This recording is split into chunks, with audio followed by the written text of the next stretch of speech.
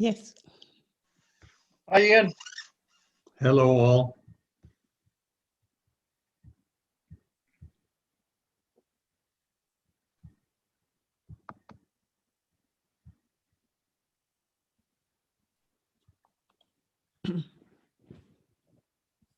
So it is 7 o'clock, and I guess we should get our meeting started. Could all of those, just because we've got a lot of people on, could I ask everybody that is on the call to mute their microphones unless they're planning to speak, so that we don't get any background noise and those sorts of things. If we could call this meeting to order. Everybody in attendance should be aware that this meeting is being recorded, and that landowner questions will be taken at the end of the meeting after the completion of the formal agenda.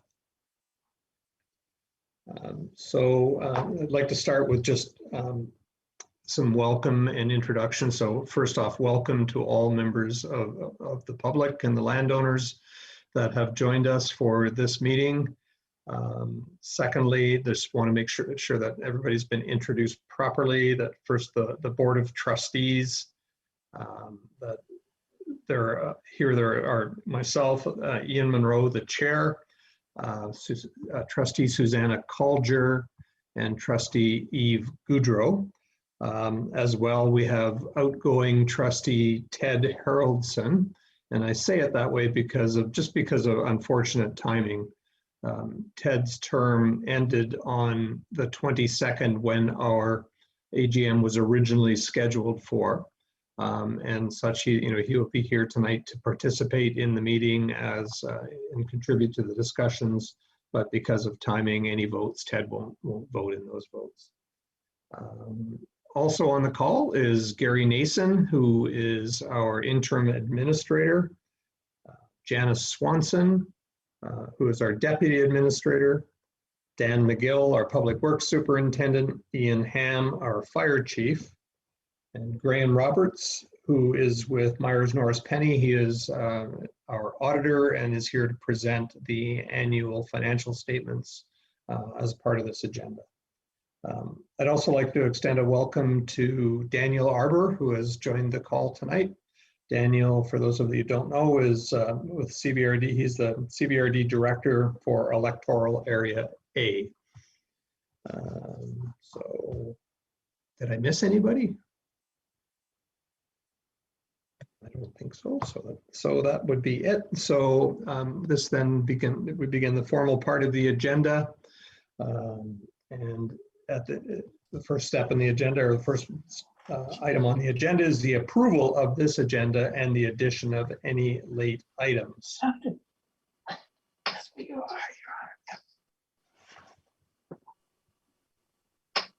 So we've got some additional sort of microphones open. If you're on the call and you are not muted, please mute your microphone.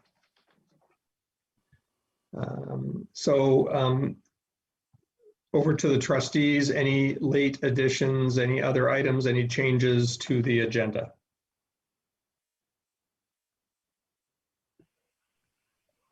We have one item that Gary had brought forward earlier on that is not shown on the formal agenda, and that is the approval of the minutes from the last AGM. So I would propose that become it is now on the agenda, the new agenda, so we'll put it in there. Any other thoughts? Okay, so motion to approve the agenda.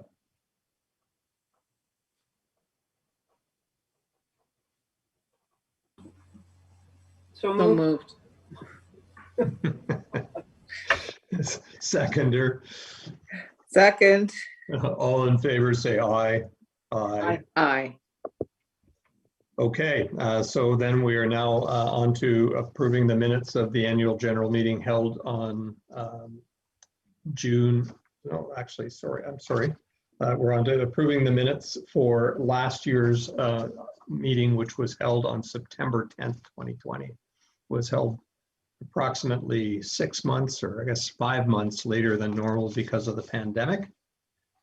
So for the trustees that have those minutes, is there any adds, changes, deletes, questions? No. I guess my only question would be, as a point of protocol, was that the 2020 annual general meeting or the 2019? My understanding would be 2019 because we're approving the 2019 financial statements. And it currently shows as the 2020, so perhaps we should correct that to say 2019 annual general meeting minutes.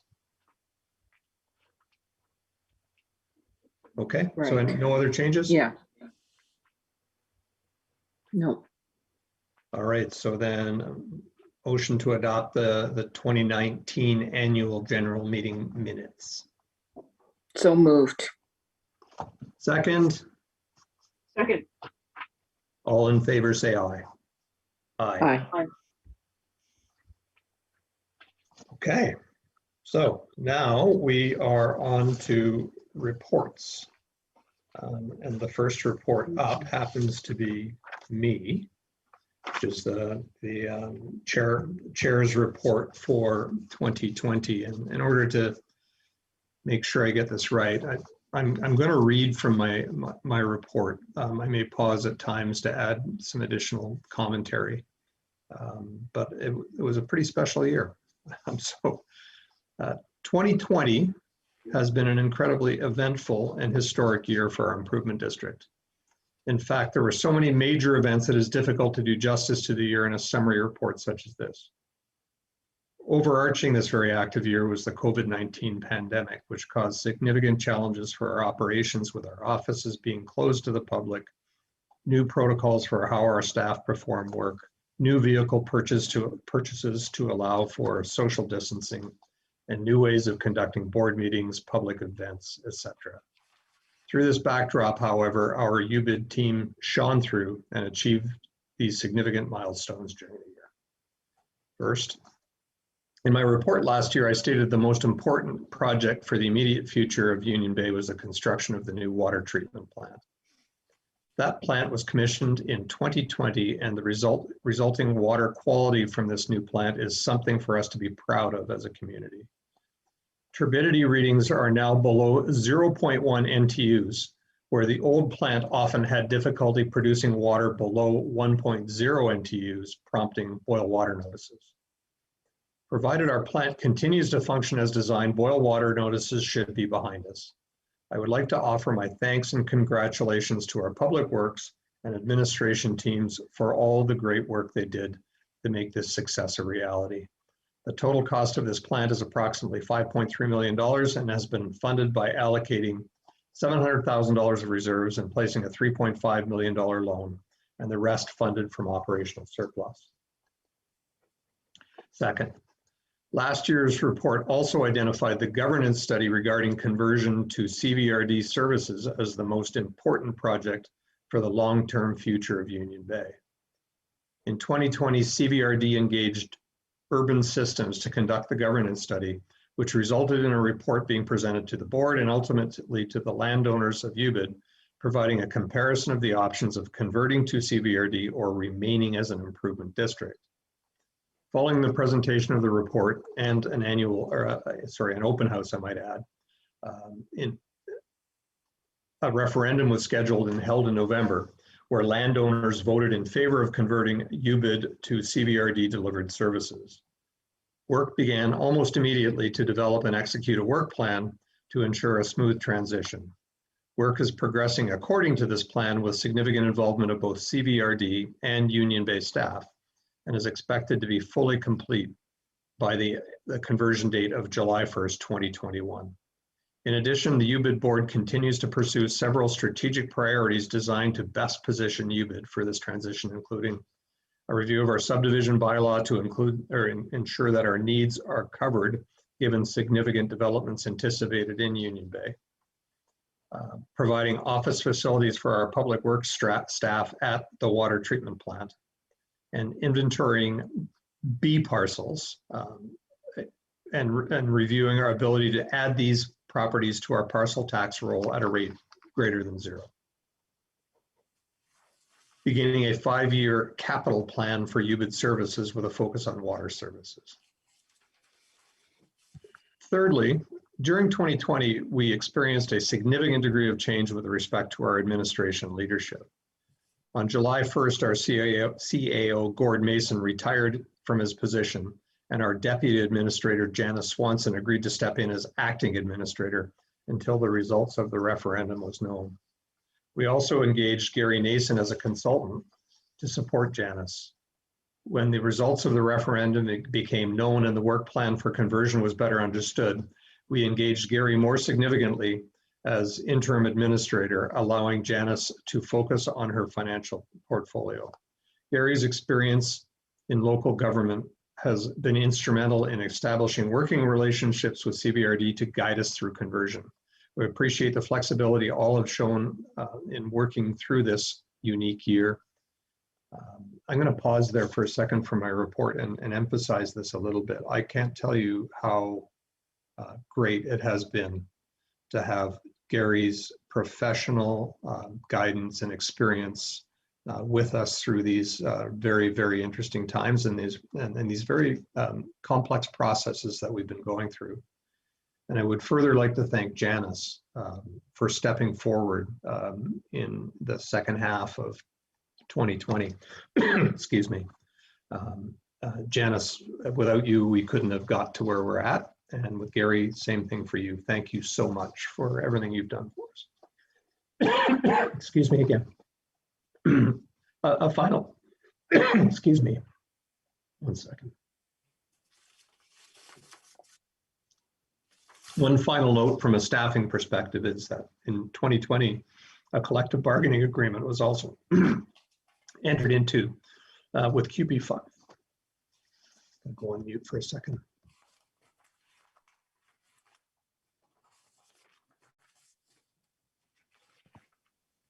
I promise you this is nothing unhealthy.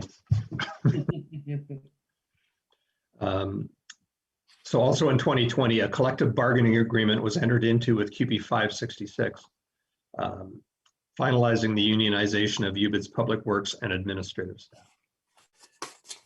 The last item on my report from the perspective of significant events was that the new water treatment plant introduced significant changes to our cost and financing structures, requiring an extensive budget review and changes to tolls and taxes. The board worked to contain the increases required to support the increased complexity of our water system, and in the end approved a budget requiring a 20% increase in base water tolls. As our 2020 financial audit has been completed, we now know that we have a small deficit in our reserves because of this significant project, and a report on our options to address this deficiency has been commissioned and should be reported to the board in May of 2021. Further increases to taxes and or tolls may be required to maintain reserves which properly protect the future of our services. So that's kind of the working part of this report as to what was on front of mind for the board. I would also like to take the opportunity to thank board members who moved on during 2019 for their service to, sorry, that should say 2020, for their service to the community. Rick Bitton had his term expire in 2020, but not before agreeing to extending it to support UBID through the pandemic. And so Rick stayed on from when his term normally would have ended in April until the September board meeting.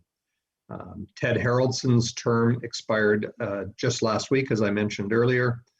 Ted served as chair of the board in 2018.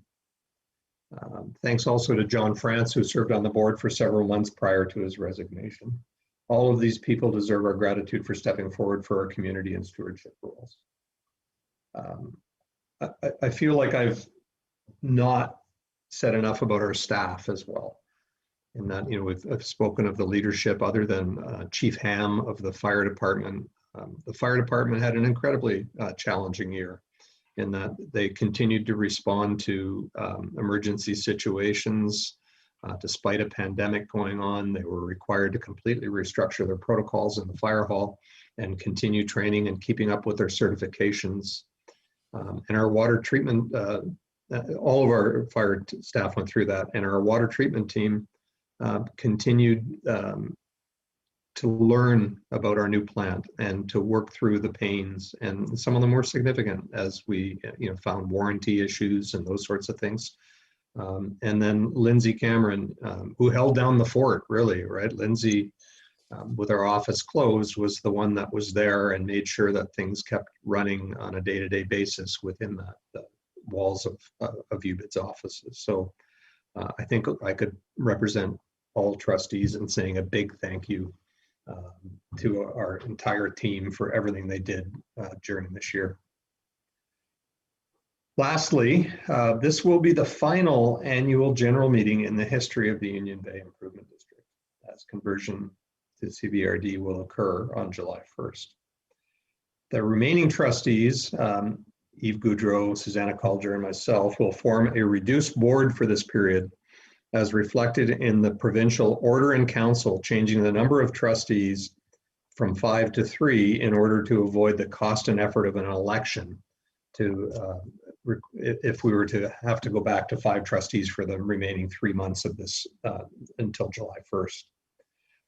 This conversion comes with mixed emotion for our community, and I want to acknowledge that.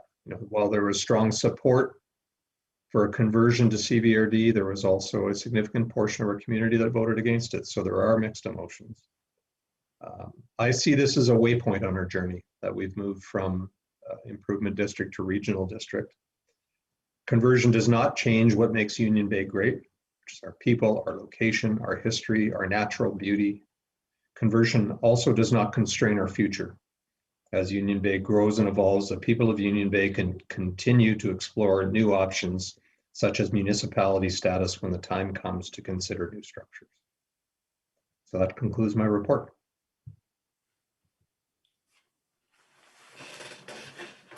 Yes, the protocol would say, are there any questions, comments from the board with respect to that report?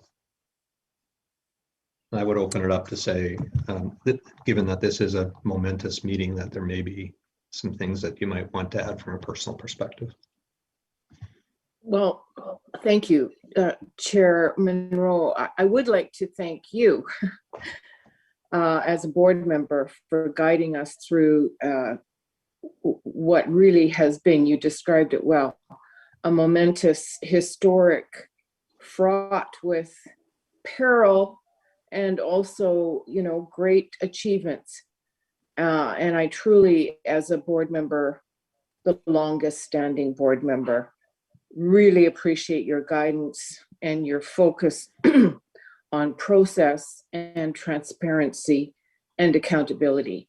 I don't believe we would have been here today, Ian, without you. So thank you. Thank you. Yves, any comments to add to this? No, I'm good. Thank you. Okay. And Ted, anything you would like to add? Yes. Ian, I thank you very much for you stepping in and being chair for this last round of the Union Bay Improvement District. 57 years and many boards, many chairmen, and many trustees. They all need to be thanked for bringing this along all these years. And what can I say? I think it was a job well done. There's ups and downs in any kind of governance, and Union Bay, as they say, is moving forward. Thank you, Ted.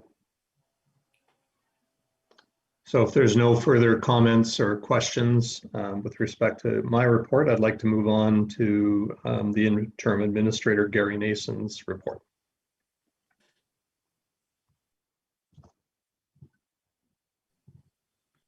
Thank you, Mr. Chairman. Thanks very much. And it's my pleasure to present this report to the annual general meeting of the Union Bay Improvement District. I've taken a little bit of a different slant on this report, given the fact of where we're at in the conversion process and the fact that the board has a number of strategic priorities on the plate, which you mentioned in your report. So my principal focus of this report given the platform that we're at, and hopefully members of the public that have joined in and are interested, is really to focus on two central themes, where we're at in the conversion process as we speak, and also to give the board and the public an update on where we're at with some of your strategic priorities, which you referred to. The first section of my report really deals with the conversion process. As I think everyone knows, we're heading towards conversion to the CVRD. Basically, in April, we finally were forwarded copies of 2 orders in council from the provincial government, basically to affect the UBID CVRD conversion process. And the first order in council converts the services of UBID to the services of the CRD, and essentially transfers all rights, assets, liabilities, and obligations from UBID to the CVRD. The effective date of this OIC is July 1st of this year, so that's when conversion officially takes place. The second order in council amends our letters patent to change the required number of trustees from 5 to 3 to take us to that July 1st conversion date.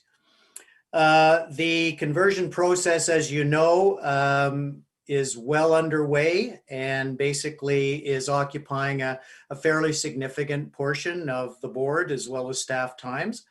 And to date, there have been 4 meetings of the overall, what I call the CVRD UBID conversion working group, which is overseeing the process. And the next meeting of this working group, which includes, as you know, trustee representation from UBID and a representative from the public. The next meeting will be held in May. Basically, the CVRD has set up 7 key functional areas to cover off all of the tasks and activities which have to be completed before July 1st to affect conversion. And what I presented in my report really is a short summary of the current status of each of those functional areas and some of the more recent noteworthy activities since my last report to the board. And I'm certainly prepared to answer any questions that members of the board or the public may have in terms of the conversion process.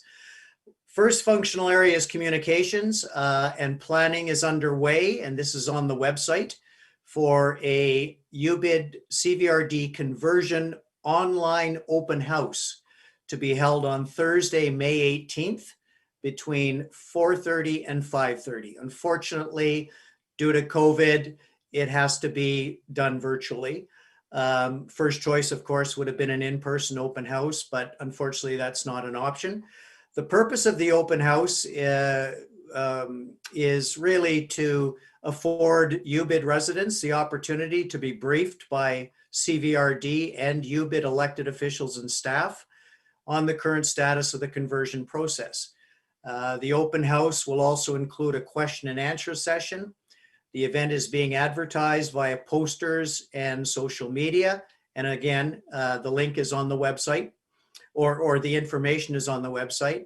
And information relating to the conversion process is also available on the CVRD and UBID websites. Pre-registration is required for the open house, and questions can be shared in advance to communications@comoxvalley.rd.ca. And again, that link is on the website. A newsletter is also being drafted, which will include frequently asked questions and contact information. And this newsletter, along with, Mr. Chair, your bi-monthly update, will be included in the next round of utility bills to be sent out in early May. Second functional area is legislative services, which really comprises a lot of the administration components. On March 17th, all non-active UBID records currently located, which were located at the administration office, at the water treatment plant, and at the Public Works Superintendent's office, were assembled and transported by the CVRD to a secure room at the Comox Valley Aquatic Center for storage. On April 8th, staff from CVRD and myself met at the Aquatic Center to sort out and organize the records and identify those records for destruction. And that would be undertaken after conversion, as well as records for digitization and retention under the CVRD's retention destruction policies. About 71 boxes were reviewed, and the process was overseen and inspected by myself. Subsequent to that March sort, a further 21 boxes of miscellaneous administration and operations documents, as well as 2 filing cabinets, have been organized and sorted. So that was a very meticulous process and quite thorough. UBIT administrative staff, Janice and I and Lindsay, also continue to work through an extensive checklist of to-do items, and I've actually attached that checklist to my report relative to the conversion process, and most particularly in relation to the anticipated permanent closure of the current UBIT office at the end of June, effective the date of conversion. On the human resources side, this is another functional area. CVRD has committed to offering employment to the unionized CUPE unionized staff at UBIT under the terms and conditions of the collective agreement between the CVRD and CUPE. Meetings with all affected staff are in the process of being arranged. In fact, several were held today, and offer letters of employment from the CVRD are anticipated to be sent to UBIT CUPE members during the final week of April. In fact, that has just happened. On the water side of things, another key big functional area. Most recently on April 15th, a team of staff from CVRD Water, accompanied by our Superintendent of Public Works, Dan McGill, conducted a comprehensive tour of the UBIT water supply and distribution system, including Langley Lake, the treatment plant, and key aspects of the distribution network. This is a component of the CVRD's senior operator orientation and familiarization of the UBIT water systems, all in the lead up to the transition of the water function to the CVRD upon conversion. On another matter related to the water service, the CVRD has advised staff that consideration is being given to switching to a quarterly water billing system at some time post-conversion. And the CVRD is reviewing the issues and implications of such a potential move, with more information to be forthcoming shortly. On the fire side of things, discussions between CVR Fire and administration staff, the UBIT Fire Chief, Ian Ham, and the writer, myself, have been initiated in regards to the most appropriate model for the continuation of fire services for Union Bay post-conversion. There still will be a Union Bay Fire Department post-conversion. In addition, discussions are currently underway with CVRD Fire and HR staff in regards to the particulars of transition of any UBIT paid fire staff and volunteers to the CVRD. So those discussions are also ongoing now. On the finance side of things, another big area, now that the CVRD's budget and financial process, planning process for 2021 is further along, and the UBIT audit and financial statements have been completed. More about that later this evening. The Deputy Administrator, Finance Director Janice is now actively engaged with CVRD financial and legislative services staff and working through a huge list of budgetary, financial, and logistical details of conversion, particularly as they relate to the transference of budget information, payroll information, and utility billing information and systems, as well as logistical matters surrounding the permanent closure of the UBIT office at the end of June. Street lighting, perhaps one of the more easier areas.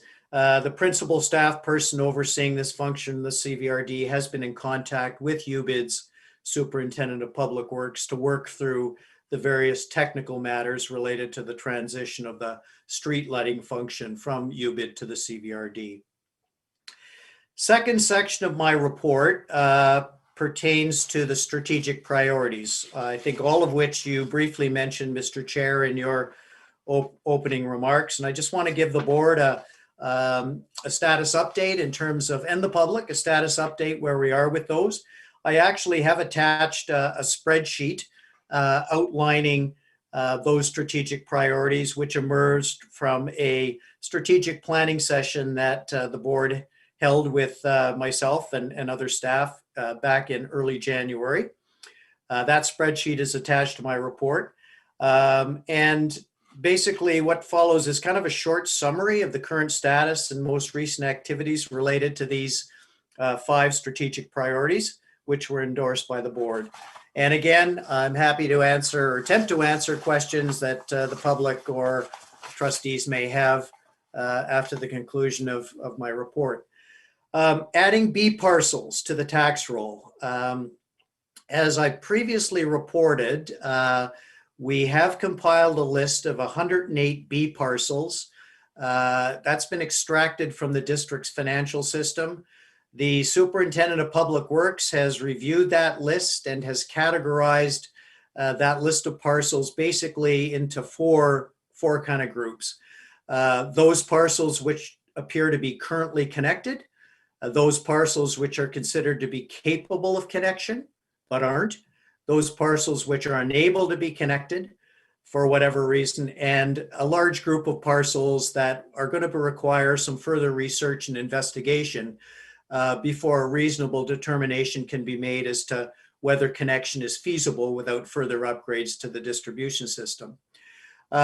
We've done a lot of research, and I have consulted with the district solicitor in regards to the legalities, the process, and potential next steps to be taken on whether to add certain B parcels to the taxation roll, the parcel tax roll. I have consulted with the solicitor, particularly in the context of what the district's current policies are and your assessment bylaw, which was passed in 2005, and any obligations and process issues that we'd have to be sensitive to if we move down that road.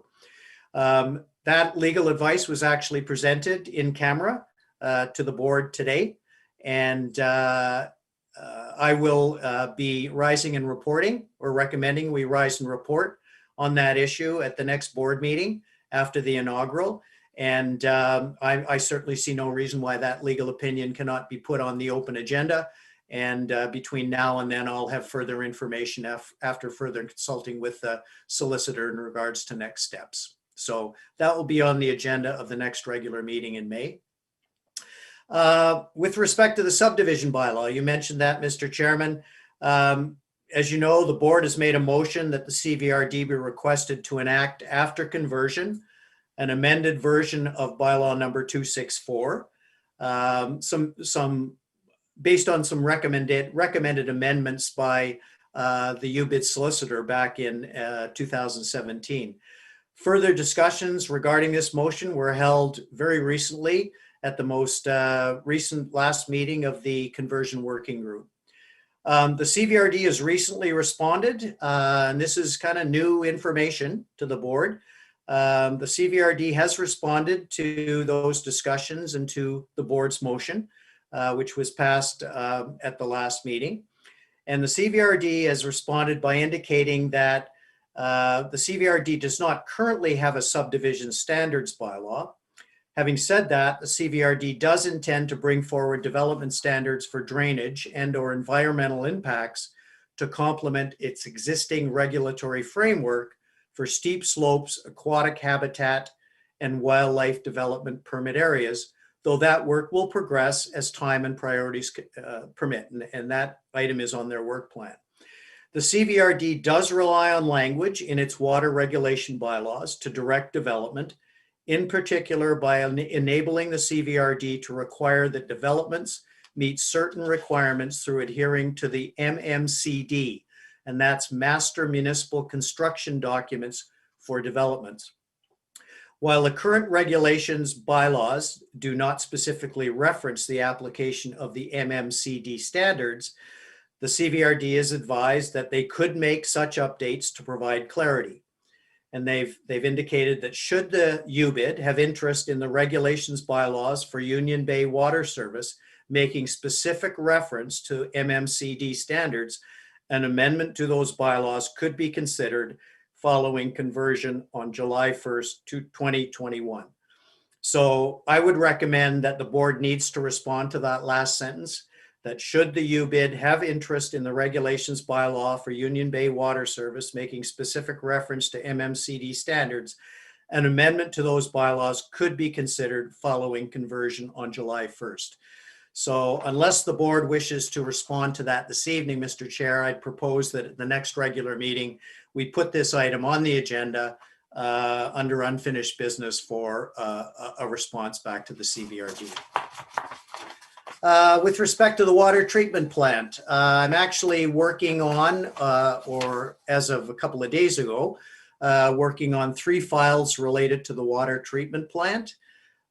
With respect to the proposed separate office, washroom, change room facility, in early April, the Committee of the Whole made a motion that in terms of next steps to be taken on proceeding with this file, staff be requested to pursue a portable, a modular building option for a separate office, washroom, staff room facility at the plant. We'd previously also been looking at a possible build new site build model. But basically, we're now going down the road of a separate office modular portable option. This motion's been ratified by the board and input. I've also received recently input from CVRD Occupational Health and Safety in regards to the mandatory and desired specifications for such a building. That was very helpful. And I do anticipate being in a position to proceed with a formal request for written quotations for this project, basically in early May, after all statutory filing requirements related to the AGM have been completed. And I've circulated a draft RFQ to Dan and his team, Dan McGill, just to solicit their input in regards to the desired and mandatory specifications. You better ask the people who are actually going to be working in the facility. Second file I've been working on at the plant is with respect to working with the CVRD to ensure that all matters with respect to the finalization of the building permit process and related files for the water treatment plant have been satisfactorily closed. In late March, the CVRD did advise the writer that all documents were now present and there was no concern from the CVRD. And in fact, a couple of days ago, I got a final sign off, a confirmation from the CVRD that their building file with respect to this matter is now closed and that all required processes and inspections were carried out to their satisfaction.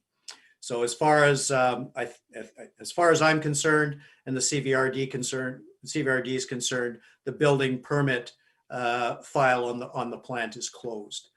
Finally, the third file I'm working on is with respect to the auditor's observation in the audit findings report for 2020. I'm sure the auditor will mention that tonight. I'm with respect to that observation in regards to the current funding deficiency for this project, which contributes to the district's accumulated deficit and limits resources available to fund other reserve balances. I've commissioned an independent financial consultant to prepare a report which will essentially comprise 3 sections: current situation, including final costs, funding and status of the reserves, observations of the process used to fund the water treatment plant, and finally, options and strategies moving forward. Mr. Clemens, I understand, has spoken to, I believe, all of you at this point in time, or shortly will, and we do anticipate and will be in a position to bring forward that report in May. Third strategic priority, procurement of a new fire apparatus. Development continues. There's a select committee of the board, as you know, on this matter. And they continue to work on the desired specifications, required and desired specifications for a new fire apparatus. So they're continuing work in that regard to basically finalize some recommended specs. Some initial observations have been expressed by the CVRD senior administrative staff and fire staff in regards to the timing for issuance of any requests for proposals for the new piece of apparatus. And the CVRD's indicated that it would be the CVRD's position that the issuance of any RFP for such apparatus be undertaken post-conversion, after conversion. Finally, on the development of a 5-year capital plan, discussions with senior CVRD staff, water and administration continue on the undertaking of a proposed joint CVRD UBID water master planning project to provide greater certainty on the capacity and requirements of the water supply and distribution systems, including the water treatment plant, which would significantly benefit UBID and CVRD post-conversion in developing better asset management and a long-term capital plan. This would be a key piece of information and input to a 5-year or a longer-term capital plan. The water master plan would review source, water main, treatment, storage, transmission, and distribution capacity for a range of growth scenarios and develop recommendations for timing and sizing of upgrades for those scenarios. And I do anticipate bringing forward further report and information on this matter, certainly before July 1st, before the end of the conversion date, Mr. Chairman. That concludes my report, and I'd be pleased to take any questions. Thank you, Gary. And trustees, open for questions, comments with respect to Gary's report.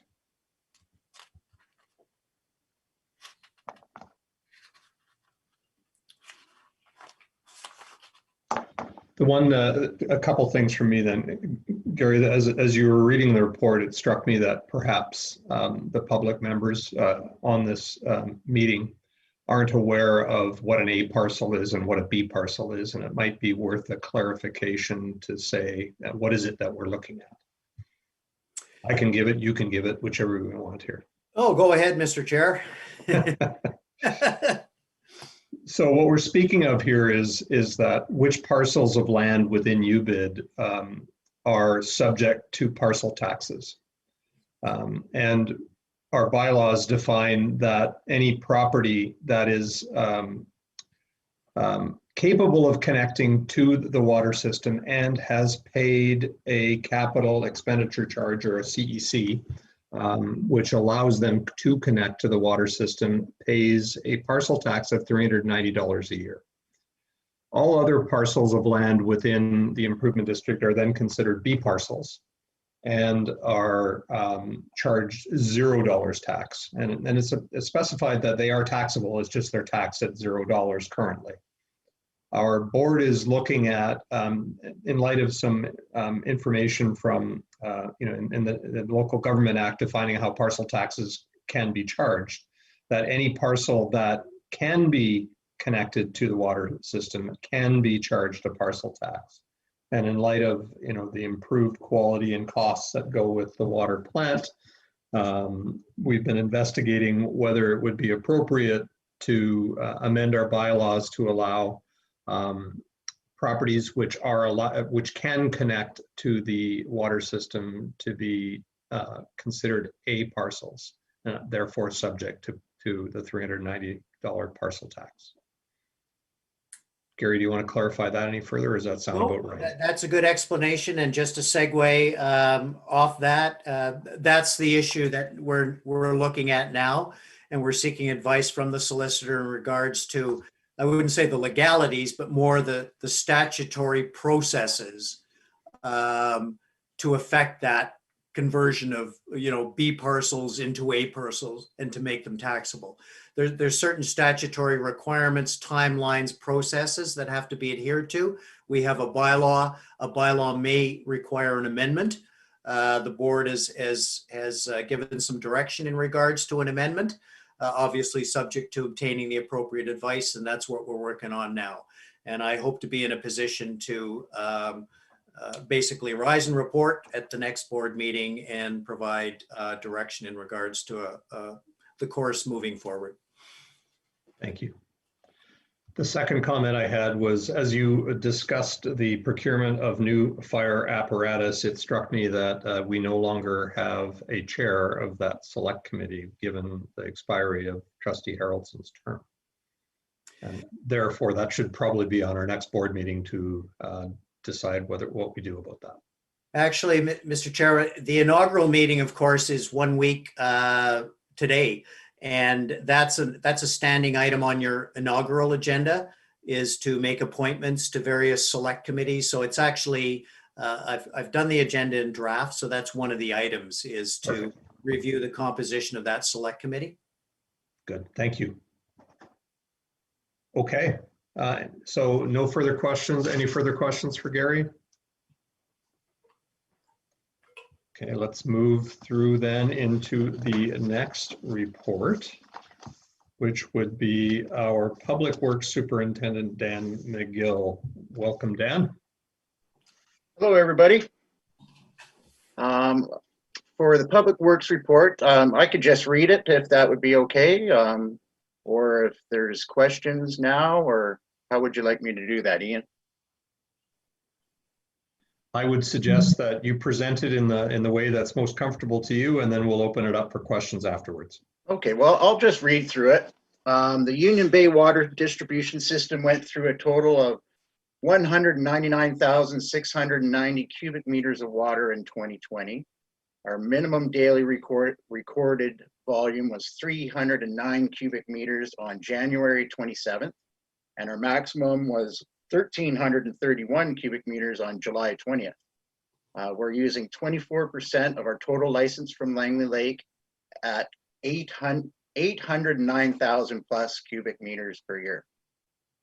The water distribution system is constantly sampled for turbidity, pH, temperature, and chlorine 24/7 from our online analyzers. There are daily chlorine residual tests done throughout the water distribution system. Ministry of Health water samples for coliforms are taken from raw water and the distribution system 3 days a week. All of the samples from the distribution system were negative in 2020, sent by VHA to their lab. Water test results are posted on the Union Bay Improvement District website. In 2020, there were 5 new service connections added to the system for a total of 679 residential connections. These are 3/4 inch and 1 inch services that are hot tapped into the main line and trenched to the property line where they are metered. There are also 18 commercial properties that pay a flat rate for the water at $1.60 per cubic meter for a total of 697 connections. There are 4 more water leak repairs in the district in 2020, up to 21 for last year. Some very large leaks require excavators, back trucks, dump trucks, and flaggers. The pipe failures are to blame from poor construction methods 50 plus years ago when installed, and some inexpensive materials used. We are seeing the number of leaks increase over the years, and pipe replacement plan will be required to address the aging infrastructure. The leaks come from asbestos cement pipe failure, corporation stops, service line splits, holes in the main lines, failing copper, poly and PVC pipes, and also gasketed pipe failures. Langley Lake's water level did really well last year, staying on level 1 water restrictions and only going down 34 centimeters below the spillway on September 11th. The rains came in October and quickly saturated the forest and filled the lake by October 14th. This raised the raw water turbidity to 4.5 NTU, but as we had our water treatment plant operational, there was no boil advisory for the winter of 2020. The turbidity slowly dropped over the winter down to 2.0 NTU as of April of 2021. The water treatment plant went 100% online May 15th, 2020, and was able to remove us from the boil advisory on May 27th, 2020, and produce water at 0.03 NTU to our customers, and is also pH balanced. The water from the new reservoir at 1,750 cubic meters supplies water at a higher pressure for the customers above 4th Street that were in a lower pressure zone. The 2 new pressure reducing valves keep a constant pressure, the same as it was before, for the houses in the high pressure zone. I would recommend having a look at our website There's lots of great pictures on there, and it's kind of neat to see the whole plant take shape. There's a total of 13 streetlight repairs from 2020 throughout the entire community. It was very helpful when they're reported, as the public work staff is not usually working at night. A pole ID number or a physical address is helpful when reporting a streetlight failure. BC Hydro is working this year to replace old high-pressure sodium bulbs to new LED light for cost savings and improved lighting. As we're moving into a new era with the transfer to CBRD and this being the last AGM for UBID, I would like to thank all the staff for their help over the years.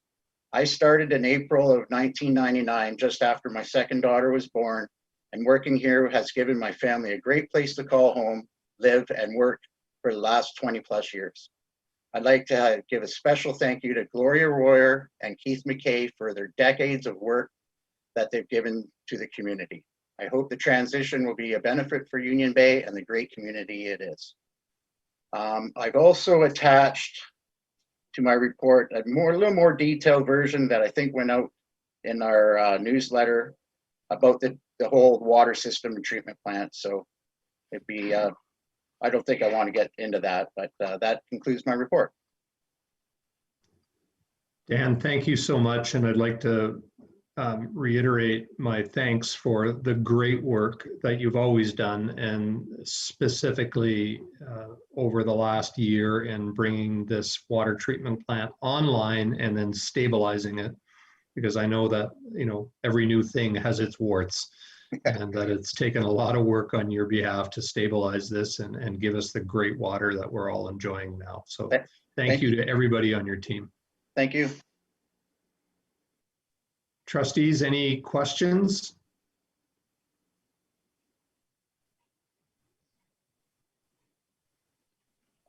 I'll take silence as a no. So thank you.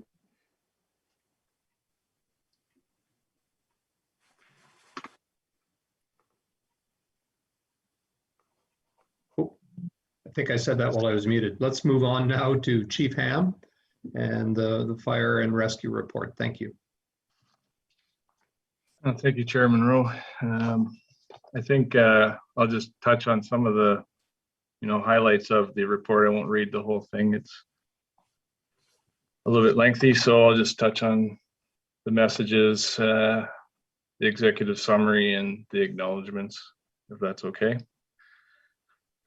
I'm very proud to present the Union Bay Fire Rescue 2020 annual report.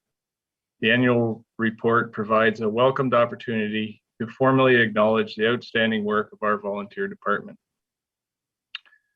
More than ever, the pandemic challenges of 2020 have highlighted the incredible dedication of the Union Bay Fire Rescue membership.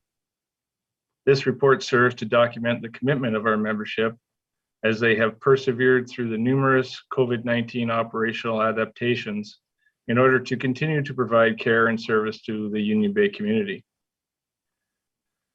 Moreover, our firefighters are trained as emergency medical responders who are often called to provide initial support and stabilization prior to ambulance services arrival. With the pandemic, our members were suddenly placed in a higher risk of coronavirus infection. In my opinion, firefighters have not been commonly counted among the ranks of the frontline workers and are deserving of acknowledgement for their critical service. In like manner, the department has also supported our community in other ways. They have fed people through food drives and offered social support through drive-by events. The emotional toll of this pandemic has weighed heavily on us all, yet the Union Bay Fire Rescue Service members have gone beyond their own family concerns and continue to volunteer services in support of others. In closing, I have been heartstruck witnessing the unprecedented level of generosity, care, and compassion. I am honored to work alongside each and every member of the Union Bay Fire Rescue. That was my opening message in my report. I'll touch on some of the 2020 executive summary points. Already spoken to was the replacement of engine 25 and the RFP process for that. Union Bay Fire Rescue, in conjunction with the Union Bay Improvement District Acting CAO, Union Bay Improvement District Board of Trustees, and community representation, continue to work towards the purchase of a replacement engine. At this time, the key stakeholders are focused on determining the engine and equipment requirements through consultation with other departments, manufacturers, and fire department members. And currently, we're still collecting information from our members. We've had some demonstrations or presentations, by Hub Fire and Fort Garry, which were very informative and helpful. Union Bay Fire Rescue continues to maintain mutual aid agreements with Fanny Bay, Comox, Cumberland, Courtney, Hornby Island, Denman Island, Oyster River, 19 Wing, and Campbell River.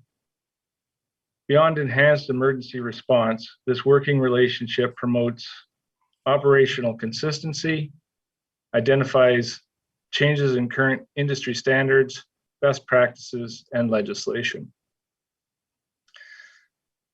Last year, we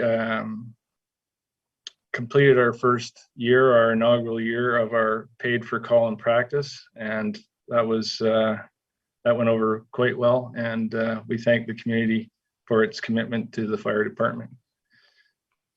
Union Bay Fire Rescue responded to numerous incidents for fire, medical, motor vehicle incidents, and hazardous materials, logging in the area of 5,911 member hours on calls.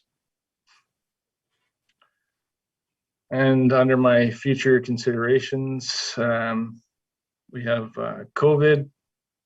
The effects and implications of COVID-19 will continue into 2021. Union Bay Fire Rescue will need to continue to stay vigilant in updating department operations to be in line with changing public health orders. This is no small task given the broad-reaching response implications such as monitoring sufficiency of personal protective equipment, unified crisis communication plans, effective training strategies that incorporate safety protocols, problem-solving social distancing guidelines for various incident environments, etc. Again, as mentioned earlier in other reports, at the direction of the Union Bay Improvement District CAO, the Union Bay Improvement District Conversion Working Group, and Union Bay Fire Rescue will be planning for the delivery of fire services as part of the Comox Valley Regional District. Union Bay Fire Rescue is also committed to the planning for the development of a new fire hall. This has been identified as a priority given service needs and requirements to appropriately house fire apparatus. And we continue to recruit and work on the retention of our members. And it is always challenging in a volunteer fire department. However, we are currently running with 22 members, which is quite awesome. And I'm going to skip through my report, through the members' pictures and training and whatnot, and get to some acknowledgements. This report would not be complete without giving opportunity and acknowledge the numerous individuals who have collectively worked to make Union Bay Fire Rescue an amazing department. I would like to take the time to acknowledge, celebrate, and thank our firefighters for their service they have provided to our community. Special honors to the following members' achievements. Firefighter of the Year for 2020 was Captain Darcy Rainey. The Rookie of the Year for 2020 was James Hargreaves. 10 years of service went to Rob Hollins. 15 years of service to Captain Darcy Rainey and Susan Hargraves. And unprecedented, like a nice successful milestone of 25 years of service went to Deputy Chief Kevin McGregor. I would also like to acknowledge the families of our membership as without their support, the department would not thrive. A special thank you to my Deputy Chief, Kevin McGregor, who so diligently performs numerous activities behind the scenes. Thank you to my training officer, Captain Darcy Rainey, for his creative work in keeping us moving forward during the challenges of the pandemic year. And thank you to the Union Bay Firefighter Association, Travis Meffam, Alexis Royer, and Susan Hargreaves. Your level of collaboration has made this another outstanding year for our department. And a big thank you to Janice Swanson, the Union Bay Improvement District Deputy Administrator. Janice has provided invaluable guidance and support to the department this year while seamlessly juggling numerous other responsibilities. Similarly, I would like to thank the Union Bay Board of Trustees for their time, interest, support, and resulting excellent working relationship. To conclude, I would like to extend my deep appreciation to the community of Union Bay, where I'm so privileged to live and work. To you, thank you to the taxpayers for your ongoing support of the fire department. Respectively submitted, Ian Ham, Fire Chief. Thank you, Chief Ham. And I would also like to reiterate my thanks to your entire team and to you for service over the past year in a particularly difficult time. We acknowledge that the pandemic has been particularly hard on the fire service, and I have admired your calm and professional leadership throughout. So thank you to you, and thank you to your team. And thank you very much. Any questions from trustees for Chief Ham?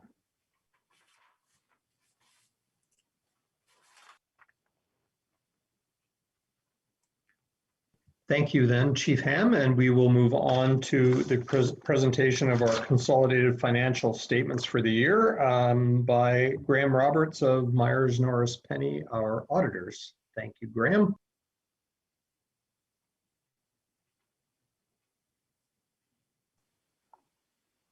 Just setting things up here. So I'm sharing my screen here. I think it's just easier people looking at the numbers as I'm talking about them. So yeah, we'll just jump straight into our audit report. So it's a clean audit report. So in our opinion, the company consolidated financial statements present fairly in all material respects. The consolidated financial position, so that's the balance sheet, the balances at December 31st, and the yearly operations and consolidated cash flows, and it's all done in accordance with Canadian public sector accounting. So it's a clean audit report, which is always good. So I'm actually going to jump around a bit. I'm going to start with the consolidated statement of operations. So the current year, or the year 2020, is the middle column. The column on the left is the budget, and the comparison is last year's numbers. So you can see due to the water treatment coming on board, there was a change in the rate structures. And so you can see, well, not so much fire protection, but those rates did go up as reserves are being built up for future expenditures there. But you can see water tolls have gone up substantially, but they're less than budgeted. I think when we went through the budget process for developing the budget for 2021, we found a issue with how the things were calculated last year. That's why it's less than budget, not because consumption was down significantly.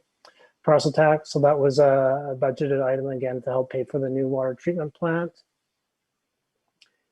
Everything else is pretty similar there, except for other income. So other income, so there's some up charges that were done as part of the water treatment plant, and so $94,000 of that was paid. So when the water treatment plant was completed, that was brought into income. So that is what makes up the majority of other income. So you can see in total, the revenue is down than previous year, but that's because last year there's a land that was sold for a gain. So overall revenue is quite similar actually to the actual budget amount. On the expenditure side, big change in amortization. So the water treatment plant came in into service in May. So we recorded 7 of 12 months amortization on it. So that's the big increase in the amortization. It's a non-cash item. You can also see other changes there is interest and long-term debt. So in 2019, there's a construction loan on the water treatment plant. And when the plant was being built, those interest charges were capitalized as part of the water treatment plant. But again, in May, once it comes online, it becomes an expense. So that's why we start seeing the expense there.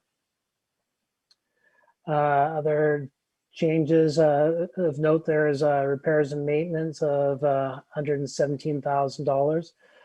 That's up from last year, but 25,000 of that increase is for miscellaneous fire equipment, safety gear, and some hoses in there that were been charged to reserve. So it shows up as an expense here, but it's been funded out of reserves. Utilities are up. New water treatment plant uses more electricity, and wages and benefits. Additional employees were brought on. Wage change for the fire department, and also the union contracts caused most of the increases in wages there. So you can see results for the year ends up in a deficit for the current year of $47,634.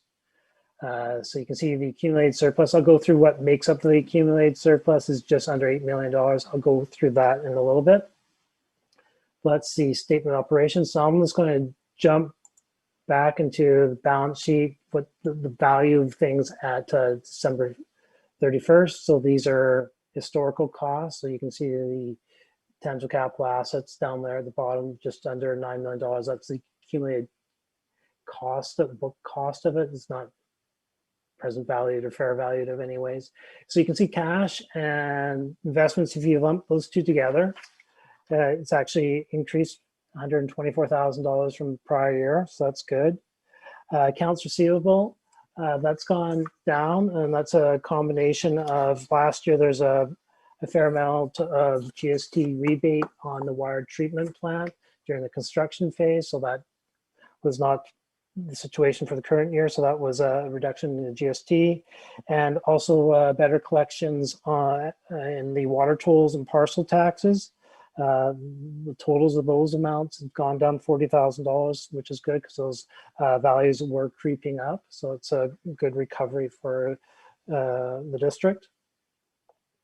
So you can see your financial assets just under $3 million. So actually very similar to the prior year. Financial liabilities, big decrease in accounts payable. And again, that relates to the water treatment plant. It was an active construction project December of last year. So you had lots of payables for that at December 31st. Deferred revenue, big change there is that $94,000 that was brought into revenue on completion of the water treatment plant. And a construction loan. So at December 31st, that was still a construction loan. It hadn't been converted into a conventional mortgage yet. So that's how, it was just under $3.5 million that was drawn on that. So because of the construction draws, you go from a net financial position to a net debt position, and not just for the borrowing related to the water treatment plant. Okay, so well, I'll go through the notes when we look at the accumulated surplus. I think that's a good place to go there. So this is just the flows of the ins and the outs to how we calculate the net financial assets or debt. And this is a cash flow statement, and you can see actually the operations were used by the district was a negative, a draw, and that's just because we had large payables last year that were paid in the current year for work that was done the prior year. So that's why we have a operating deficit on a cash flow basis. But then the offset is obviously the construction draws exceed that. So you do have positive cash flow for the year. So when we jump into the notes, oops, wrong way. So this amortization policy, so water treatment plants being amortized its own separate asset, and that's been done for 25 years. Accounts receivable talked about that a bit. So you can see that the trade payables and the water tolls and parcel tax have gone down. See the accounts payable as well. Capital assets, you can see I'll go through, there's another schedule at the back. We'll go through that in a little more detail. Here's the accumulated surplus, total, so just under $8 million. But a big chunk of this, $5.4 million of that is in your tangible assets. It's not cash readily available to use. So your operating surplus is actually in a deficit position. It's an improvement from last year. The reason for being 500,000 in the hole last year and only 35,000 in the hole this year is a timing issue in regards to when the water treatment plant costs were incurred versus when the mortgage was taken out. That's why there's a recovery there of that degree. And we'll go through these reserve balances in a little bit as well, a little more detailed schedule at the back. Note 12, there is a commitment, this was here last year, in regards to the decommissioning of the old plant as part of the original agreement. Significant event notes, this is the COVID issue, which we're all aware of, and also the conversion note as well, converting to the regional district on July 1st. So this is a little more detail on the capital assets. You can see the water treatment plant has been created as its own separate thing. Before it was a part of Waterworks system, so we just transferred the amount that was there historically and put it into its own separate account just to keep track of it separately. So you can see the total cost of the water treatment was just under $5.4 million. You can also see that's where the biggest increase in amortization is right there. It's $143,000. And so here's a little more detail on the reserve. So that $25,000 said that was being funded on those repairs and maintenance. That's those the equipment purchases were on that line item. So that's just the funding for it. And this is a sort of breaking down the different fund balances of what's available for future use. So you can see working from left to right, the fire restricted renewal is increased in value. So it's a $1,579,000 in reserve available for fire renewal purchases. And the water restricted water, that's now at $548,000. And your capital expenditure charge reserve is now at almost $318,000, and some other operational reserves. So there's a sort of general reserve, $129,000, no change there. And then there's a little bit of funding that was also used from the fire capital for some of the small capital purchases as well. The big thing here to note is you can see typically acquisition of tangible capital assets. If it's being funded on operations, it would be a negative and for the operating fund and a positive for the capital fund. This is just relating again to the timing of when the mortgage was drawn versus payments were made. So that's why you can see the big change there. So that's the financial statements. So I'll just bring the audit findings over as well. So this is a couple things that was pointed out previously. The materiality that was used was $50,000. We used to use it as a percentage of revenue. So revenues are up. excluding the gain on sale last year. That's why the materiality went up a little bit. Going concern, just, the district is being amalgamated into the regional district on July 1st, but we're still using the going concern consumption because all assets, liabilities, and operations are being transferred over. Things aren't being liquidated. Then the piece here that was brought up by an administrator, just talking about the water treatment plant, just going through the funding, which has already been talked about. So the amount that's been funded out of operations is the difference between the costs and how much we've allocated to it. So it's 1.1. And that's sort of put the district has created the deficit in the operating fund because there wasn't $1.1 million of surplus available to fund this project. So there's a small deficit in there. The deficit isn't as bad as I was actually anticipating. And I think part of that is just due to timing again for the mortgage wasn't rolled over in the current year. So that we didn't have to cover those principal payments over it. So reduce that deficit, or reduce the operating funds, or increase operating funds revenue. So the ending deficit of the $35,000 is not as bad as I anticipated. So that's a good thing. Just sort of here, just some adjustments we made, some ones that we didn't, and then just sort of confirming our independence to the board in order for us to give our independent audit opinion. So that is my report, and I'm available for any questions you may have. Thank you, Graham. I know that there's a lot of information in there and it comes down, it's hard to get it all across in a short period of time. So thanks for doing your best with that. Trustees, any questions for Graham?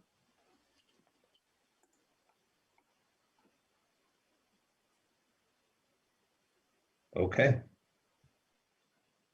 So that concludes the presentation of reports. And so now we can move on to the new business section of the agenda, which starts with motions to approve the annual general meeting staff reports, which I presume also includes my report.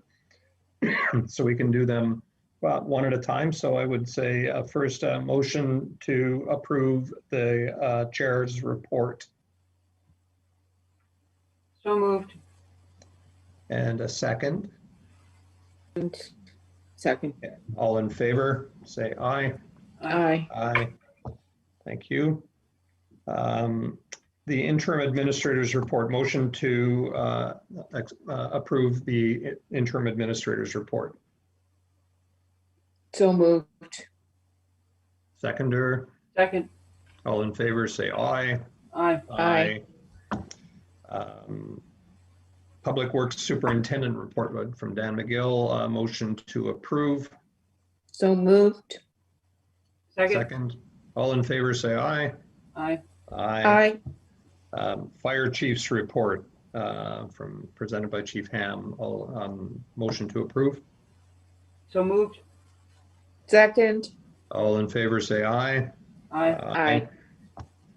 And finally, the consolidated motion to approve the auditor's report as presented by Graham.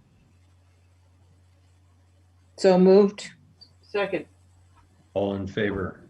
Aye. Aye. Aye. Okay, so that takes care of all of the reports that we just went through. And so the next item of agenda is a motion to approve 2021 trustee remuneration at the same level as 2020. Can I have a motion? Or the motion is on the So floor. Can I have a moved. seconder? Second. Any discussion?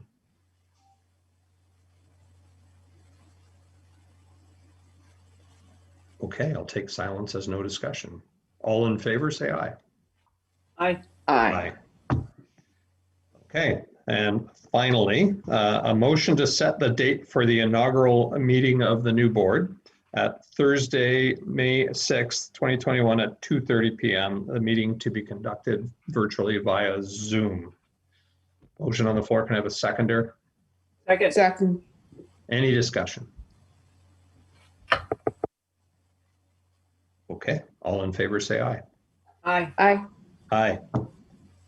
Okay. Well, that concludes the formal part of our agenda.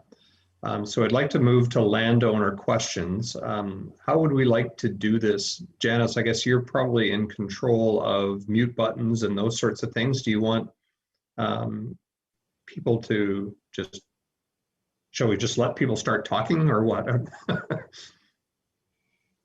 Okay, so I will try to see who speaks first, and I will call your name and ask others to hold their question, and I'll try to get to you right next.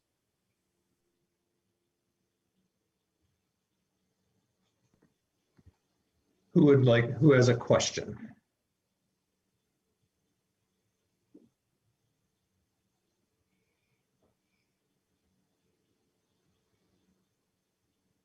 Am I presuming there are no landowner questions?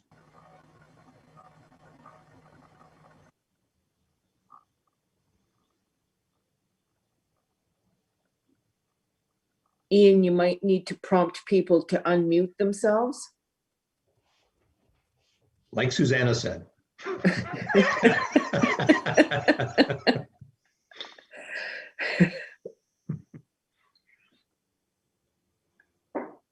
What? No questions? Wow.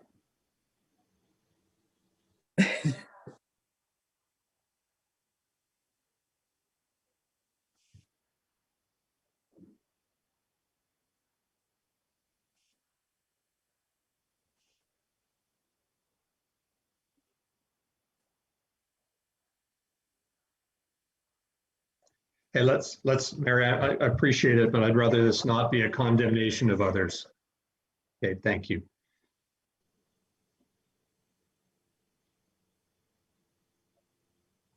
Any other questions? Well, if not, then I guess we just need to say thank you to everybody for your participation. I appreciate, like, one more time, I appreciate all of you so much, all of the staff so much, and we appreciate the support the landowners have shown over the last year and the patience with all of the changes that this pandemic has required. So with that, I would ask the trustees somebody to make a motion to adjourn. Motion to adjourn. Second, Second. all in favor? Aye. Aye. Okay. Thank you, Ian. Thank you, Susan. Thank you, Eve. And thank you, Gary. And all of the staff, Union Bay Improvement District. Job well done. Thank you, everybody, and have a good evening. Thank Good you, night. guys. Have a good night. Take Good care. night. Bye-bye. Thank you very much. Thank you.